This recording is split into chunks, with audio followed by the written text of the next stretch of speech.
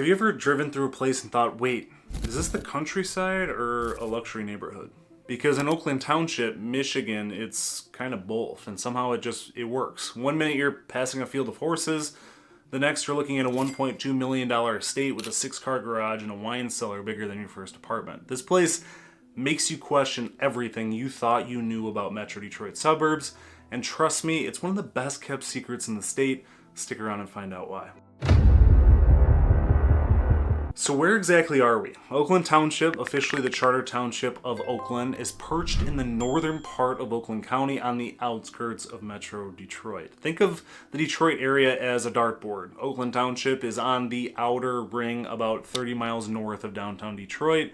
We're neighbors with some pretty well-known towns: Rochester, Rochester Hill lie just south, Lake Orion and Orion Township are to the west, northwest, and Auburn Hills to the southwest. This means if you live in Oakland Township, a quick drive in any direction will land you in a different city or village with its own vibe. Want a night out in downtown Rochester with its shops and restaurants? It's right next door. Craving a day on Lake Orion or a trip to the Orion Oaks Dog Park? Just head up the road. Need to commute to Auburn Hills for work, maybe at Chrysler, Stellantis, or one of the tech companies. You're looking at a 15 to 20 minutes. And hitting downtown Detroit is usually a 40 to 45 minute drive down I-75. Totally doable for a commute, though you might hit a traffic jam or 12. As for Ann Arbor, that's roughly an hour southwest, give or take, which is close enough for a day trip to the big game or to visit U of M, but far enough that it's not an everyday commute for most folks. Now, Oakland Township itself covers about 36 square miles of land, and within that space, it packs an amazing mix of landscapes. We've got gently rolling hills, dense woodlands, wetlands and creeks, and even some small lakes too. Despite all of that land, the population is just over 20,000 people, so this is no bustling metro area. In fact, it's one of the rare places in suburban Detroit where you can have actual elbow room. The population density here is about 550 people per square mile, which is a fancy way of saying, hey, everyone's got a little bit of space here. For comparison, some nearby suburbs have several thousand people per square mile. In Oakland Township, you might have a couple acres, a big yard, maybe some woods out back, and that low density is a deliberate thing. The township has been pretty careful over the years about keeping a semi-rural feel to it. They've historically planned larger lot sizes and open spaces so it doesn't turn into these wall-to-wall subdivisions. And get this, Oakland Township was established way back in 1827, so it's actually one of the older communities around here. You wouldn't know it driving through, though, because there's no traditional downtown or main street. It's a charter township, meaning it mostly functions as a residential and rural area without an incorporated city center. No, you won't find a cool downtown district, but the trade-off is you get lots of greenery and breathing room. So let's talk about the different pockets of Oakland Township, because it's not just 36 square miles of nothing. It actually varies a lot from one corner to the other. Down in the southern end, closer to Rochester and Rochester Hills, you'll notice more of a suburban vibe. This is where many of the subdivisions are, often with Rochester mailing addresses. Drive those streets, they're Adams Road, Dutton, Silver Bell, etc. And you'll see nicely manicured neighborhoods, cul-de-sacs with newish homes, and families out for walks. Many of these subdivisions were built in the last few decades, so they have that modern suburban look, brick 3-car garages, maybe a community playground or a pond. Some of these even are gated communities with names like the Hills of Oakland or Oakland Hunt, which immediately tell you that they're going for that prestige vibe. In these neighborhoods, you'll likely have HOAs, homeowners associations, in place. HOAs mean the entrance has pretty landscaping, maybe a waterfall with the subdivision name on it. And also, you've got some rules to follow. No, you probably can't paint your house neon green or park a rusty boat on the lawn. Head further north or east in the township, though, and things start feeling a little more country. Up around Predmore, Buell, and Lake George roads, you'll see open fields, farmhouses, and maybe even more actual farms. There are areas where homes are spaced far apart. You might drive a quarter mile between driveways.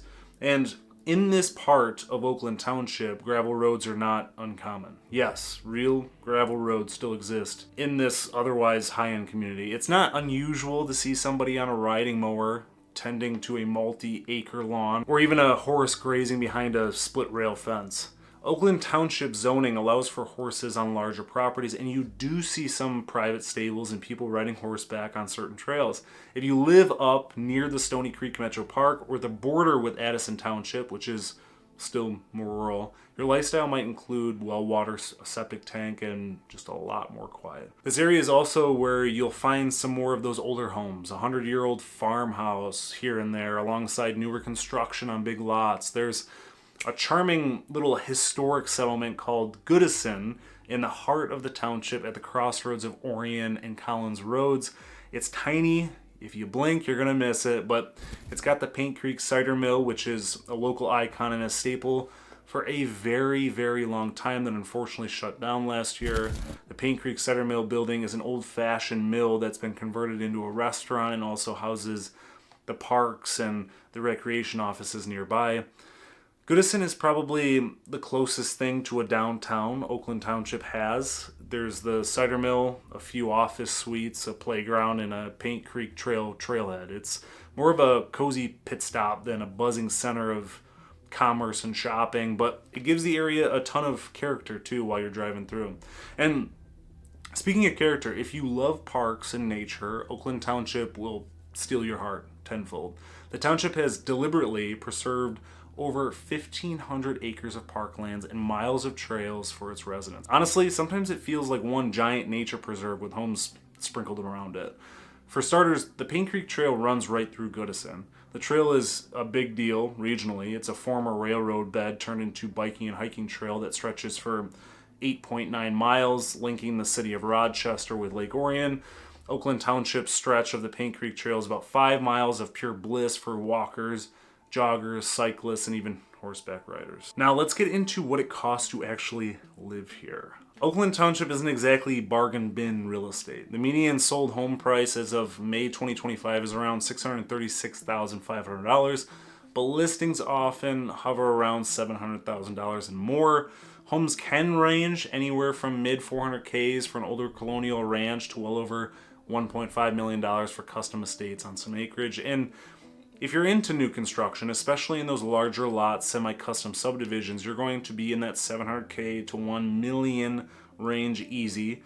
HOA fees can range from $500 to $1,200 a year, depending on the neighborhood and the amenities that are offered. As for the property taxes, Oakland Township is relatively middle of the pack for Michigan.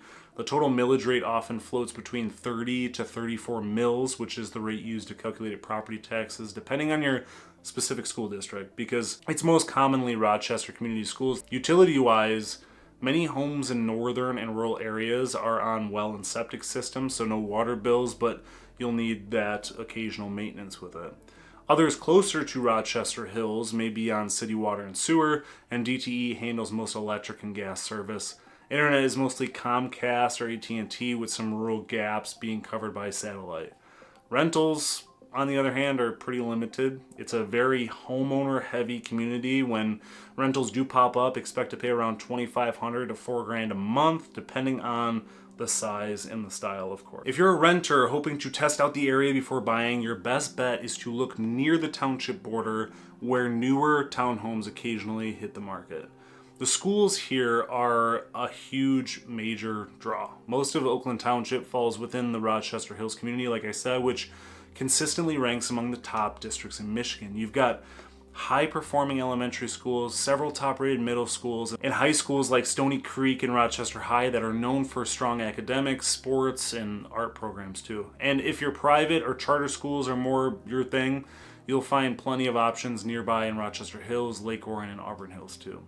Job-wise, living here puts you within 30 minutes of major employers like Stellantis, Continental, Fanuc, and Auburn Hills. You're also close to health systems like Ascension Providence, it's Henry Ford now, and Corewell Health, which was Beaumont, and dozens of mid-sized manufacturing, engineering, and tech firms throughout the I-75 corridor. Plus, with remote work being more and more common, a lot of Oakland Township folks just need a good office with a nice big old window to look at the backyard deer. Healthcare access is strong here with Ascension Providence, again, it's Henry Ford, Rochester Hospital less than 15 minutes away, and urgent cares, pediatricians, and dental offices spread throughout the region too. If you have pets, most vet offices in Rochester and Lake Orion serve the area, and yes, dogs are very, very, very welcome on the Paint Creek Trail. So, what do you think? Is this the kind of place you'd call home? Why or why not? Drop your thoughts in the comments below. If you're thinking about making a move to Michigan, I help people move to, from, and within the great state, and I love it. I also have a link to the Living in Michigan newsletter that you can find in the description just for an additional resource. Thanks for watching. Till next time.